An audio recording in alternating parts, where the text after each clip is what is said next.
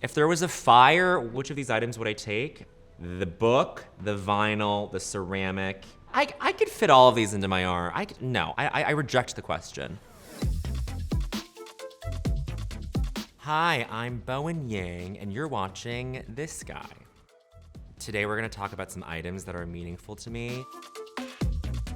Okay, so these are 2 Pink Flamingo Barf bags from the 50th anniversary screening of Pink Flamingos by John Waters at the Provincetown Film Festival. We were promoting Fire Island, and it was my first time in P-Town. John Waters famously lives there, and one night, he happened to be where I was eating. I went over to talk to him. He couldn't have been nicer. He watches SNL every week, and then he invited us to go to the screening, and then they passed this out to everybody, and I took 2, and I was like, I knew immediately. I was like, I'm framing this, I'm putting this in my bathroom. I was thinking to myself, how am I gonna outdo Rosamund Pike, who was Jane in the Pride and Prejudice film with Keira Knightley? I'm constantly asking myself that, challenging myself to do a better job than Rosamund Pike could do. This is like a little talisman. This came in like a Lunar New Year gift package that I received. Someone was asking me, does this have like a fun, cool, like poignant meaning? No, it just says Happy New Year. But I like the grooves on this a lot. It's just nice to like press into if I'm like stressed out. I think before I leave the house, I like send up all of the bad energy into this. And so this probably has like curses trapped in it or something, but it's a Horcrux. This is my Horcrux. Okay, let's go with this. This is a metallic chrome troll. Awkwafina bought this for me when we were shooting in Iceland. It's actually quite disturbing because we were in Iceland and then I was like doing some gift shopping on my own. And then I think I took a picture of this and posted it to my close friends. Before I even got back to the hotel, like she was like in the lobby waiting for me with this. And I was like, this is inappropriate. Like you cannot be surveilling me like this. Reminds me of that really special trip we took. I got to ride a horse. In Icelandic horses, they have a 5th gait. Any horse can do like a trot, a gallop, whatever. Icelandic horses can do a 5th one where if you hold a glass of beer, it's so smooth and straight that the beer will not spill. That's what I was told. I can pinpoint where I was when I found out I got that role. I was just like walking down the street to the train, like out of that audition. But then it dovetails perfectly into SNL because we shot the pilot in one summer, then I got hired at SNL to write. I worked there a full season, and we shot the rest of the first season of Nora from Queens the next summer. I was on set for Nora when I got the call from Lorne Michaels that he wanted to move me to the cast. It just all like connected so beautifully, and this stupid little troll is like a totem to that.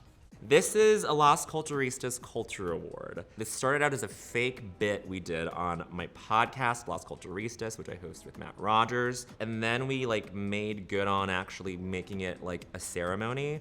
The producers of that show, AKA Lauren Mandel, who used to work at SNL with me, she basically got Charlotte Harrison at SNL to make this trophy, which is, yes, a West Elm doorstop. And we pray they don't discontinue it because we might need to make more of these in the future.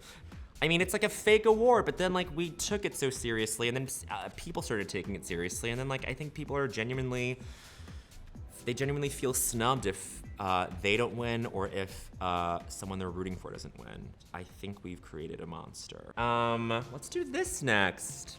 Great. So this is a singer. Her name is Teresa Teng.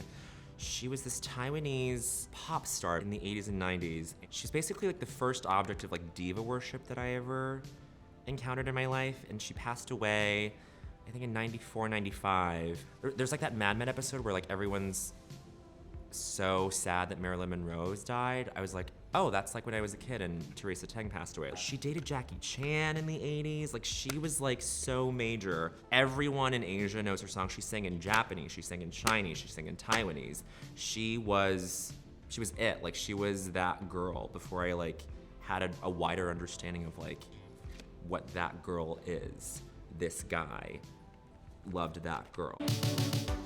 These are the Therabody SmartGoggles. I just got these for my birthday, and they are allegedly supposed to help you sleep and focus better by like giving your like orbital bones a massage and like temperature controlled vibrational things. I'm just gonna say that they work. I don't know how. Now it's on, hold on, nope. And it's off, it's off. Wow. This is some colored pencils and a sketchbook. My first love was drawing when I was a kid, and then now that I'm like constantly on call to like make something at SNL, I realize how fortunate and lucky I am in that, but sometimes it just kind of blocks your, kind of blocks your own creative instincts. And so this is the thing that like, I know I'm not the best at it, I'm not that good at it, but like, if I just start doing it, then like something will come out of it. I mean, like, these don't make sense, these are not good, just be warned. This is like a cigarette lit from the wrong end.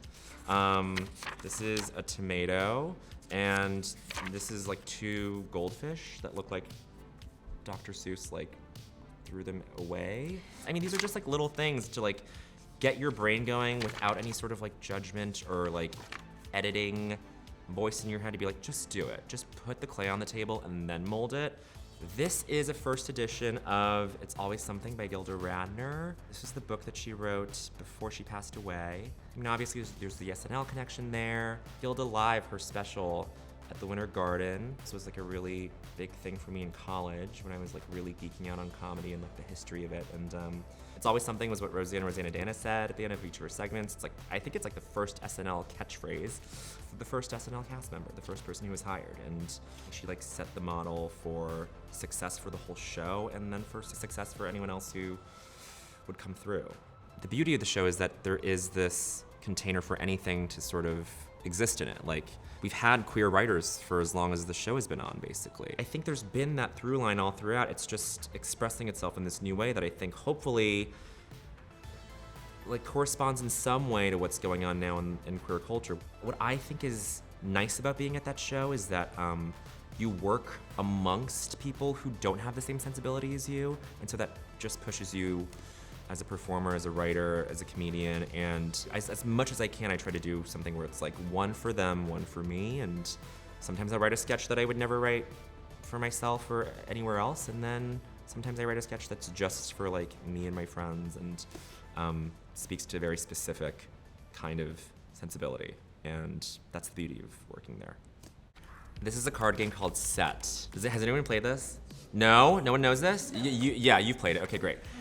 This is a game that is so important to me because I learned this at Bible camp growing up, but it was like all the coolest Asian kids were playing this. And then playing this kind of like socialized me into their circle. And then I have a good friend, Matt Whitaker, who went with a group of people while he was in Berlin to Berghain, the famous nightclub, where everyone's too cool for school. And then someone brought a deck of Set in and started playing it on the dance floor.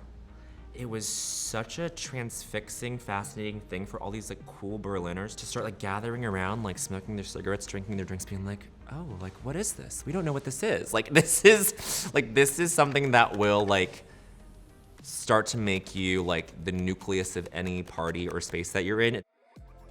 This is a little vase ceramic from an artist, Catalina Chang. This is like a traditional sort of like Chinese ceramic, sort of like modernized, I would say, with this lion, dance lion on it. And then the lion is saying, "You are gay" in Chinese. Something about like the phrasing of this is funny. It's both like derogatory and also like empowering at the same time. It's like a little Rorschach test for me on a day-to-day basis. But Andrew Ahn, who directed Fire Island, gifted this to me as a housewarming present.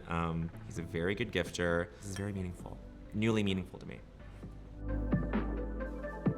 I hope you enjoyed learning a little bit more about me. All of these are my Horcruxes. I have 10. Voldemort only had, 7?